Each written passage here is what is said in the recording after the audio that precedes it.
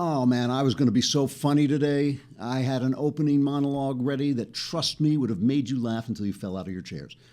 You would have been sitting there in your cars or your cubicles or your underground bunkers. You would have been thinking, Lord have mercy, that Andrew Klavan, he is a satirist of pure genius.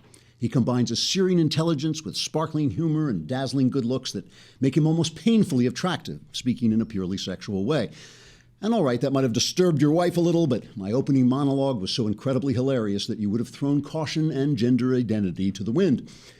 Unfortunately, these Islamist dirtbags just suck the humor out of everything. I mean, a radical Islamist walks into a gay bar sounds like the beginning of a joke, but as it turns out, not so much. Instead, it's the beginning of an atrocity. An atrocity like eczema or Sarah Silverman just isn't funny at all. See, I was going to make some absolutely uproarious jokes about gay people suffering from microaggressions from Christians who disapprove of their way of life because that's funny. But instead, they're suffering from the genuine aggression of an Islamist creep who felt he had the right to kill people whose sexual pleasures offended him, and there's no humor there.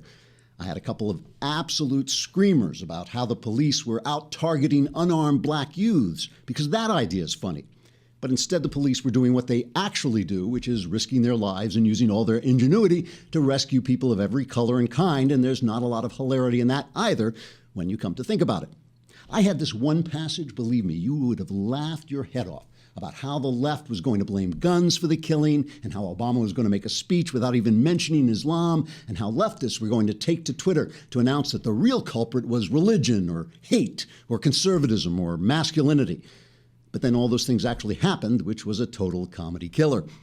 I also had this whole uproarious bit about how Islam was the religion of peace. It made me laugh just to think about it, and then it didn't. Finally, I was going to wind up with my big finish about how these little rad Mohammedan filth stains think they're going to go to paradise for robbing parents of their children in the name of their crap religion, and how surprised they're going to be when instead they find themselves burning in hell for all eternity. And okay, I have to admit right this minute, I still find that part kind of amusing. Trigger warning, I'm Andrew Klavan, and this is The Andrew Klavan Show. All right, let's get into this. And I tell you to subscribe so you can not only, I'd like to hear from you in the mailbag we do on Wednesday. So if you subscribe, you can add to the mailbag and send us your comments. And of course, you can watch us. Did you guys see you get to see possibly Lindsay came on camera last week. Did you see the coyote meme that came over my Twitter? Somebody sent me a howling coyote with more Lindsay. Because there's my audience. These people are animals. This is why we can't have nice things. All right. Well, believe me, I would much rather be kidding around today. And I always say everything in life is funny except other people's suffering, and it's a little bit too much suffering, a little too close to home to really be in a good humor. So let's talk about this. Omar Mateen, he's an American-born son of Afghanistan immigrants. The FBI investigated him a couple times, but decided they didn't have anything really good on him to link him to ISIS. He walks into a gay bar in Orlando, opens fire, kills 50 people, the worst mass killing in American history, mass shooting in American history, over 50 people wounded. Here is a witness describing what happened. He first hears the gunfire, and it's a dance club, right? So he thought it was part of the music. Bang, bang, bang. Thought it was part of a song. Maybe Ying Yang Twins, it sounds like something they'd come out with. And then when you turn around, the person next to you is like screaming, there's blood splattering. I didn't know if it was mine or somebody else's. The person I was with was shot in the back. I had to take my bandana off and tie it up, put it in the bullet hole that was in his back so that he wasn't bleeding, because he was bleeding so bad his whole pant leg was red, and it was so soaked. It was just, my hands were just covered. So during the shooting, while he was talking to police, it became a hostage situation, and the cops were talking to him. They said he was very calm. He pledged his allegiance to ISIS. ISIS has claimed credit for the killing. There's somebody says that Mateen has been to Saudi Arabia on the Hajj, on that visit to Mecca, but it's not clear yet whether he was actually in contact with anybody, although I'm not sure that matters, as we will discuss. He had a degree in criminal justice technology, and he worked for one of the world's premier private security companies, G4S. And then in 2009, he got married and bought a home. He married an immigrant from Uzbekistan. Her name was, what was her name? Do I have it? Yes, Satoria Yusufi. And she says that soon there were signs of trouble in their marriage. Let's hear from her. I was devastated, shocked, started shaking and crying because more than anything, I was so deeply hurt and heartbroken for the people that lost their loved ones, the families that are now suffering, the people that are wounded, that are healing. A few months after we were married, I saw his instability, and I saw that he was bipolar and he would get mad out of nowhere. That's when I started worrying about my safety, and then after a few months he started abusing me physically very often, and not allowing me to speak to my family, keeping me hostage from them. And I tried to see the good in him even then, but my family was very tuned into what I was going through and decided to visit me and rescue me out of that situation. Mentally, he was mentally unstable and mentally ill. That's the only explanation that I could give, and he was obviously disturbed. It's not the only explanation because, you know, the guy's father was also selling this line that this came out of nowhere. I don't know why he did this. Here's the dad talking about what happened. I am as shocked as you are. I don't approve this. In the United States, anyone has the freedom and the choice to handle his life, what he likes, how to run his life. And nobody has the right to do anything or impose anything. So I don't approve of him, what he did. Did you know that he had purchased these weapons? No, I wish I did know. I wish I did know. If I did know that he purchased the weapon, this would not have happened. This is very hard to understand. You saw your son just hours before he went on this rampage. Exactly. You said he was one person, and this person who did this murderous rampage was another person. 2 o'clock, he became another person. Yeah, only not so much, because we now know that the father was, as they put it on the Today Show, politically active. That was how he put it. Well, he was a supporter of the Taliban, and he was posting stuff on Facebook about gay people, and you know the judgment of on gay people was coming from God and all this stuff. So he was inculcated with this Islamism from the start. And you know, this lady, his ex-wife, you heard her say that she was still trying. The guy's beating her up. And she's still trying to see the good in him, which, of course, we have all heard of that syndrome in battered women where they keep telling themselves the guy's going to reform and all this stuff. She was very lucky that her family got on this and pulled her out of there. I mean, that is a very lucky girl because that didn't happen so much in this guy's life. In a story that is now becoming old, we said he worked at this G4S security company. This is from Mediaite, a former Fort Pierce police officer who once worked with 29-year-old Omar Mateen, the assailant in the Orlando nightclub shooting, said Mateen was unhinged and unstable. Daniel Gilroy said he worked the 7 a.m. to 3 p.m. shift with G4S security at the south gate of PGA Village for several months in 2014 to 2015, and Mateen would take over for him for a 3 to 11 p.m. shift. Gilroy, a former Fort Pierce police officer, said Mateen frequently made homophobic and racial comments. Gilroy said he complained to his employer, G4S Security, several times, but it did nothing because Mateen was Muslim. Gilroy quit after he said Mateen began stalking him via multiple text messages, 20 or 30 a day. He also sent Gilroy 13 to 15 phone messages a day. I quit because everything he said was toxic, Gilroy said Sunday, and the company wouldn't do anything. This guy was unhinged and unstable. He talked of killing people. And the article points out that following the San Bernardino mass shooting in December, another man told reporters that a neighbor of the suspects in that shooting didn't want to report his suspicions because he didn't want to be accused of profiling somebody because he was Muslim. You know, in Germany, this story came out last week. In Germany, 3 teenage girls colluded to cover up sex assaults against them because they felt bad for their attackers and didn't want to see them discriminated against.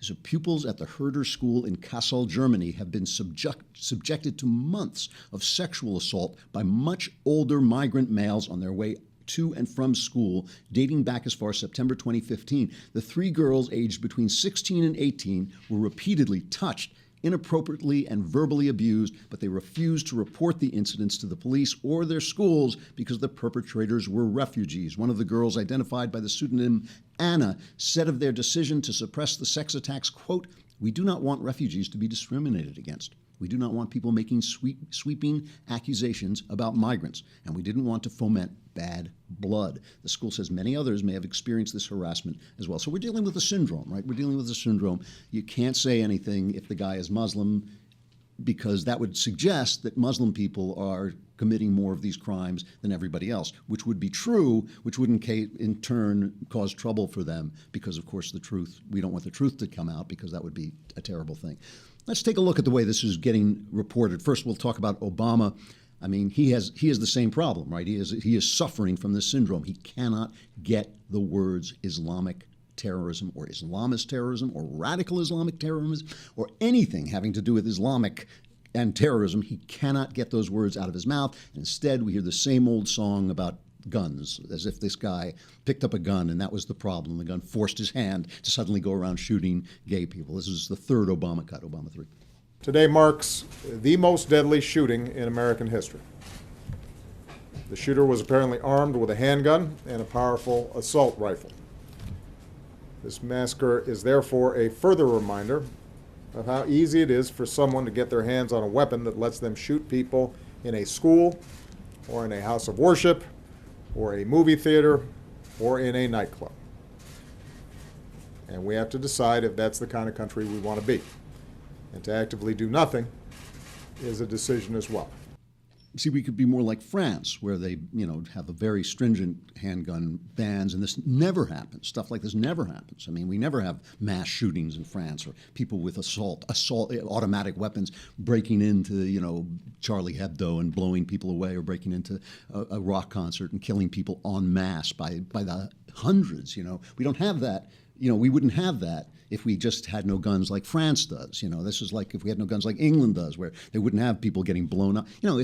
It's utter nonsense. It's utter demagogic nonsense. So here's Donald Trump, and this makes Trump look like some kind of genius, right? I mean, this is like Trump. All he has to do is speak the simple truth, the simple truth, and suddenly, like, the guy looks like, he's brilliant. Here's Donald Trump reacting. All of us need to confront together the threat of radical Islam. We have to do it.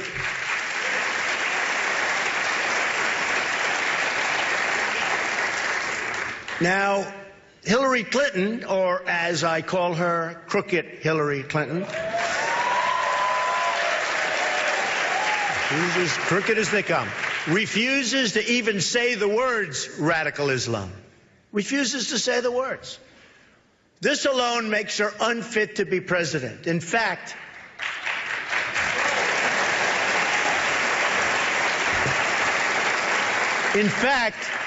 she wants a 500% increase in Syrian refugees to come into our country. No good. No good. No good. Can't do it. We don't know where they come from, where they are.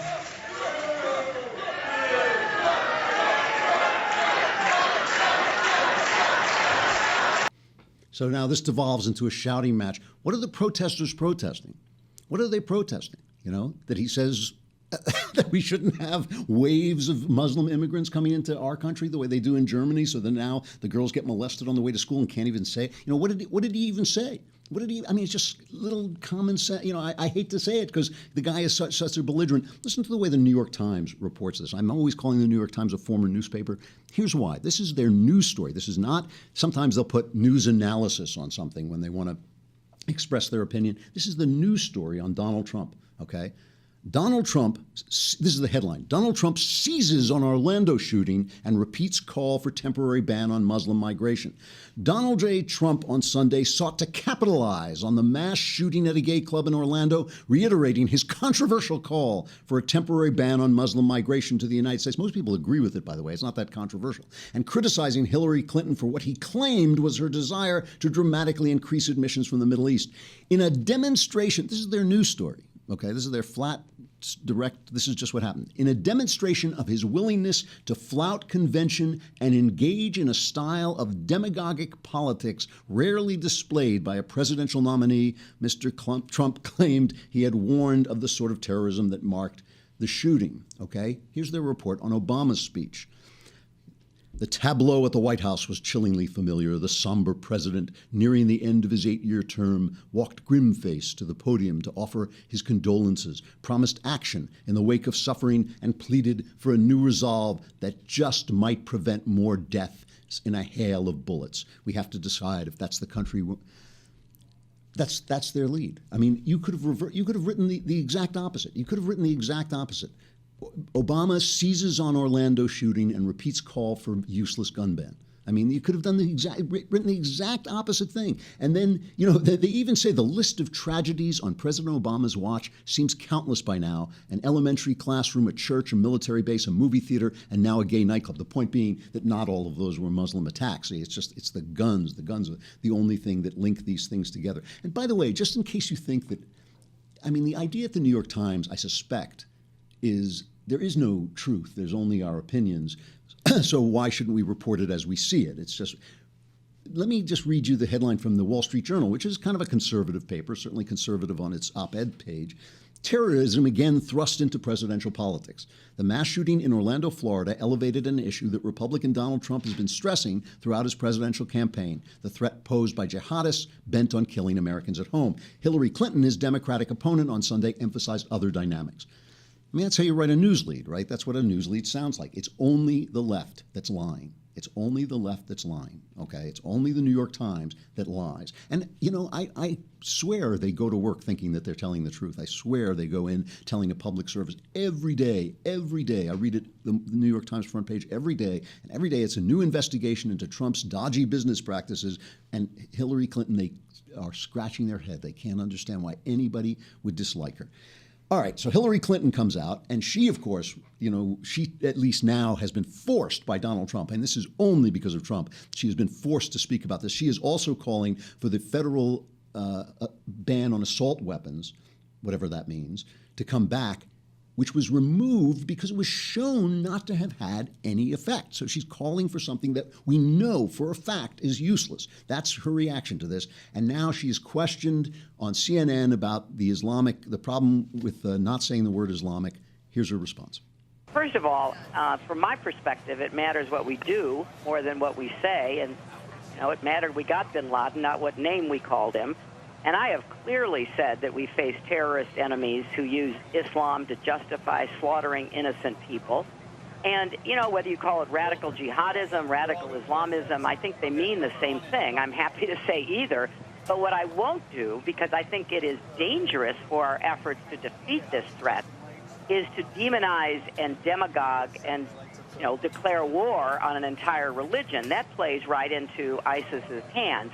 So this is something that, we can call it radical jihadism, we can call it radical Islamism, but we also, want to reach out to the vast majority of American Muslims and Muslims around this world to help us defeat this threat, which is so evil and is got to be denounced by everyone, regardless of religion. So her argument, her rationale for not being able to link these attacks to Islam or Islamism is strategic. It's always been strategic. If we alienate all the nice Muslims, then they won't help us find the bad Muslims. As opposed to the rationale that if we don't speak up against these guys openly and say this is a problem, then the good Muslims have no cover. The guys who just want to, nobody cares how people pray in this country. Nobody cares. Zero people care how you pray in this country. But these guys are unprotected when nobody will they won't name the face of the destroyer, so that they have no protection at all. But their idea is if you start to engage Islam, then the good Muslims will be alienated. Okay, so she asks the question, what difference does it make, as she likes to say, what difference does it make what you call people? We killed bin Laden, why did we have to say that he's Muslim? We killed him. What difference does it make if we say that he's Muslim? Here's the problem. Obama explains the problem. Let's let Obama, in more of his speech, this is the second Obama cut, this is more of his speech, let's let him explain what the problem with that is. But this is a sobering reminder that attacks on any American, regardless of race, ethnicity, religion, or sexual orientation, is an attack on all of us and on the fundamental values of equality and dignity that define us as a country. And no act of hate or terror will ever change who we are or the values that make us Americans. Exactly. The values that make us Americans. We are a creedal country. We are a country based on a creed. We're not based on race. We're not based on sexual orientation. We are based on a creed. Our creed formed us. Our creed makes us who we are. See, this is the argument of the left. The argument of the left is there can't be any objective right or wrong because our culture makes us see right and wrong the way we see it. And that's half right. That is half right. Our culture, we have a creed and they have a creed. We are linked together as Americans by our Constitution and a creed that goes behind it, and they are linked together by a creed, and the creed has a name, and if you don't name the creed, you can't fight the creed. It's that simple. Did anybody, listen, this is a conservative audience. You know, I have always, all my life, been on the liberal side of the gay question, but I know that there are people, many of them my friends, who in good conscience are on the other side of the gay question. They feel that gay marriage shouldn't be permitted. They feel that being homosexual is immoral per se. You know, I understand that. They're people of good conscience. They have their reasons. We have discussions about it. Did anybody in this audience, anybody wake up on Sunday and hear this news and think, good, you know, I didn't like those gay people anyway. They're not really Americans. Not one, not one. Here's the thing. You know, we have this impression because we have been moved toward being stupid by our educational system. They have taken away from us the basis of our ideas, the foundation of our ideas. I was talking to a teacher just the other day telling me she has to fight in an English class to teach the Bible. She has to keep fighting because they keep saying, why are you teaching the Bible? Well, you're teaching the Bible because that's who you are. That's who you don't have to believe in it. It made you. It made you. The West was formed by Christianity. If you look at the countries that have gay rights, that believe in gay rights, you're looking at Christendom. You're looking at countries virtually without exception, not entirely without exception, but almost without exception. You are looking at countries formed by Christianity. When somebody says he is against gay marriage and when somebody says he is for it in the West, they are both arguing from Christian principles. One is arguing from the judge not, and one is arguing from the shall not. Those are both Christian principles in the Bible. It's a fair argument. We are having, they hate to hear me say this, but both sides yell at me when I say this, we are having a family quarrel. This is a family quarrel. It's not about whether gay people have a right to live. It's not about whether we love people. It's not about whether we accept people as they are. It is a family quarrel about the role of homosexuality in religion, in the spiritual life. Is it a bad thing per se, or does it not matter? Is it just another form of love? That's the argument we're having as Christians, and that goes for all of us, whether we're Jewish, whether we're atheist, whether we're Christian, and whether we're truly Americanized Muslims. We are formed by Christianity. That's the argument we're having. There's no connection to the guy who says, I'm sorry, in my church I can't accept that gay marriage is right. There's no connection between that guy and this guy. He is coming from another planet, another creed. We are having a family quarrel. So let's, you know, the question here is how much of this is Islamism, this radical Islam. See, they want to make the question whether it has anything to do about Islam or not. That's not a question. That's not even, there's no debate. There's no debate about that. That's just lying. The New York Times is lying. Hillary Clinton is lying. You know, these people who go on Twitter and say, this has nothing to do with it. They're lying. That's lying. There is a debate. The debate is whether Islamism is a twisted, distorted form of Islam or whether it's a natural outgrowth of Islam. Okay, that's the debate. That's the argument we have to have. The argument we have to have is: are we fighting with our? You know, this has nothing to do with whether a Muslim person is a good person or not. It has to do with the way ideas form people.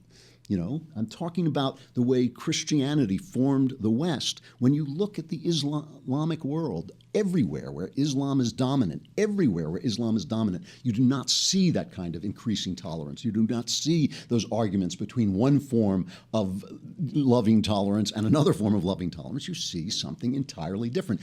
Everywhere Islam is dominant, you see inequality, you see oppression, you see ignorance. everywhere. And that raises the question whether there is something inherently wrong with this religion. I'm not answering the question. I feel that people who are wiser and more informed than me should stand up and debate this without fear. They should go back and forth on it. We should be able to see that. Let's listen for a minute to Andy McCarthy, my pal Andy McCarthy, great guy who was the prosecutor on the blind sheik case. He put the guy away, he was the federal prosecutor, put the guy away for the first World Trade Center attack. He says there are various ways to interpret Islamic scripture in order to attempt to evolve it out of violence.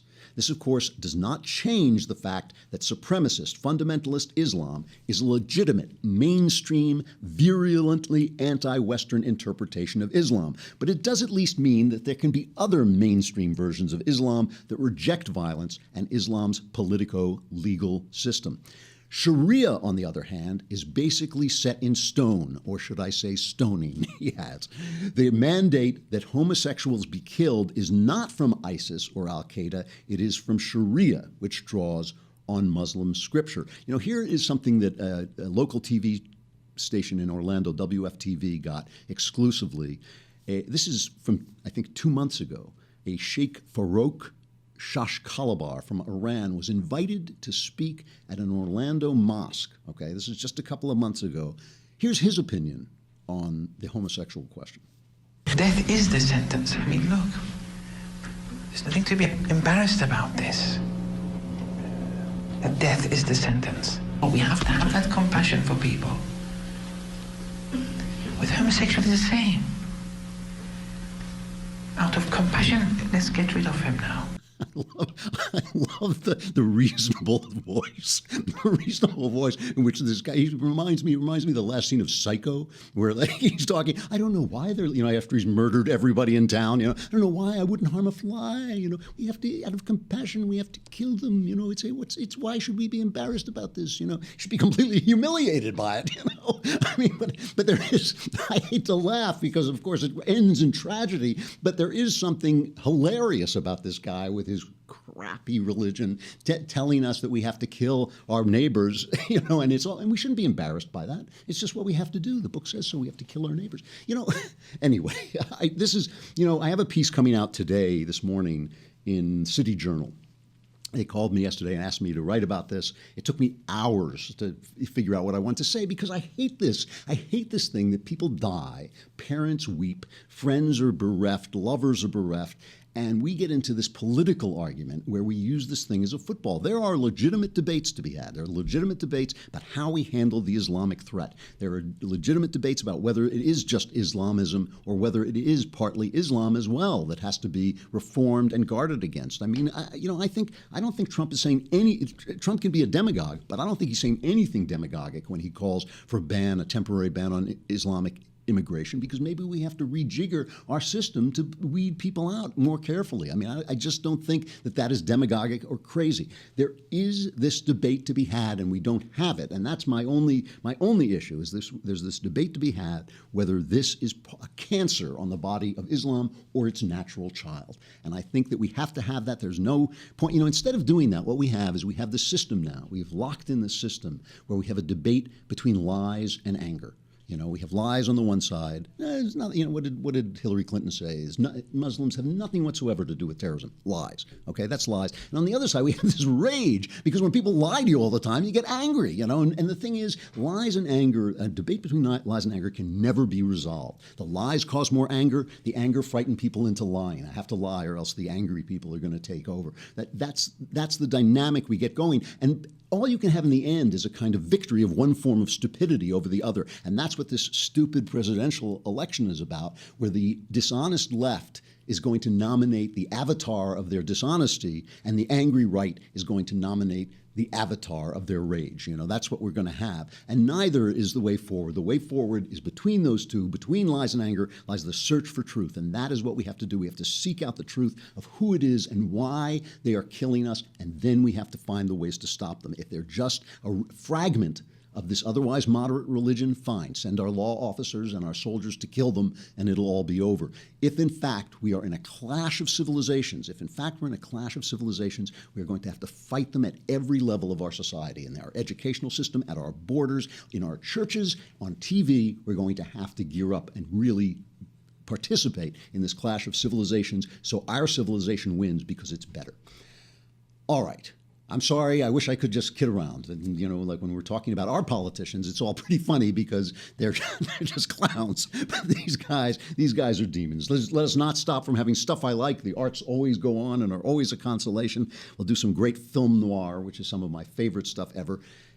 Double Indemnity, one of the greatest movies ever made. It is one of the greatest movies ever made, one of the best crime stories. It is based on James M. Cain's novel of the same name. James M. Cain, with Dashiell Hammett and Raymond Chandler, are sort of the three pillars of tough guy American writing.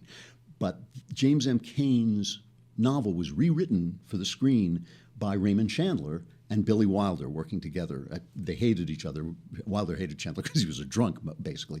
However, even James M. Cain admitted that the film of his book was better than his book, and that Chandler did something to this film. He introduced an element of personal relationships in it that just didn't exist in the book, and it really is brilliant. Let's take a look at 1 minute, just for a little bit of relief. Let's take a look at 1 minute. This is an insurance salesman comes to a femme fatale and starts to sell her insurance, and then starts thinking about something else as they're talking.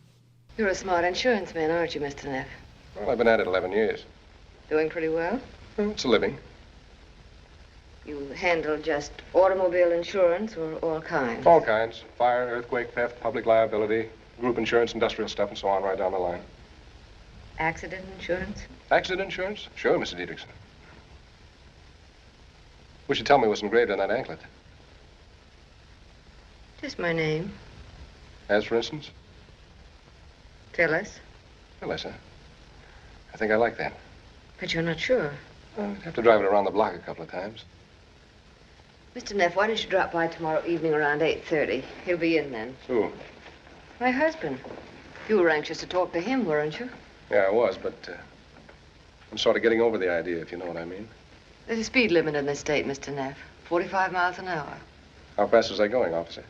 I'd say around 90. Suppose you get down off your motorcycle and give me a ticket. Suppose I let you off with a warning this time. Suppose it doesn't take. Suppose I have to whack you over the knuckles. Suppose I bust out crying and put my head on your shoulder. Suppose you try putting it on my husband's shoulder. That tears it. Pure Raymond Chandler dialogue. And of course, the conversation begins just to be just how much insurance do you collect if your husband happens to die? And so that's Double Indemnity, one of the greatest of American films. Terrific film noir. We'll have more tomorrow. We'll have more on everything tomorrow. And please subscribe so you can get in touch with us for the Wednesday mailbag. We will talk to you Tuesday, Wednesday, and Thursday. I'm Andrew Klavan. This is The Andrew Klavan Show. Be there.